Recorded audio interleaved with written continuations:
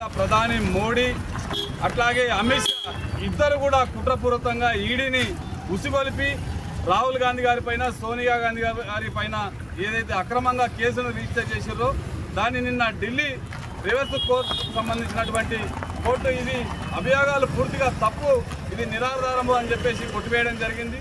దీన్ని హర్షం వ్యక్తం చేస్తూ బీజేపీ ప్రభుత్వానికి మోడీ ప్రభుత్వానికి వ్యతిరేకంగా ఈరోజు పటాన్చెరులో నిరసన కార్యక్రమాన్ని మేము మొదలుపెట్టినాం.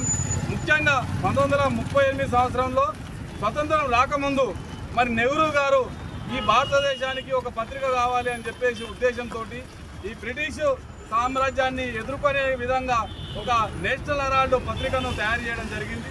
దాంట్లో వారు 1947 ప్రధానమంత్రి కాగానే చైర్మన్ నుండి తప్పుకోవడం జరిగింది.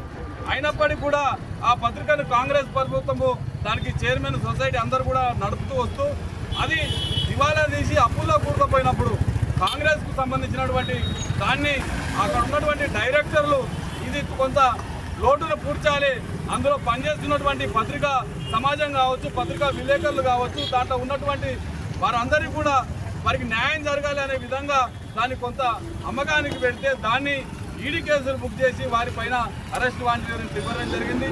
ఈరోజు సత్యం గెలిచింది. ఇలా ప్రజలు ముఖ్యంగా 140 కోట్ల మంది జనాభా, ఇలా కాంగ్రెస్ సంబంధించినటువంటి కోట్లాది మంది అభిమానులు ఇలా ఇది అక్రమ కేసు, ఇది అక్రమం అని చెప్పి గతంలో అనేక మార్లు మనం ధర్నాలు రోడ్లపైన నిరసన వ్యక్తం చేయడం జరిగింది. బీజేపీ ప్రభుత్వం ఇప్పటికైనా సరే వారు గాంధీ కుటుంబం పైన నెహ్రూ అట్లాగే ఇందిరాగాంధీ, రాజీవ్ గాంధీ, సోనియా గాంధీ, రాహుల్ గాంధీ వారి పైన ఈర్ష్యను వ్యక్తం చేస్తూ ఈరోజు అనేక విధాలుగా పూనుకుంటారు. కాబట్టి రేపు రాబోయే రోజుల్లో ఖచ్చితంగా బీజేపీ మోడీ ప్రభుత్వానికి బుద్ధి చెప్తామని చెప్పేసి మేము కాంగ్రెస్ పార్టీ తరఫున డిమాండ్ చేస్తున్నాం.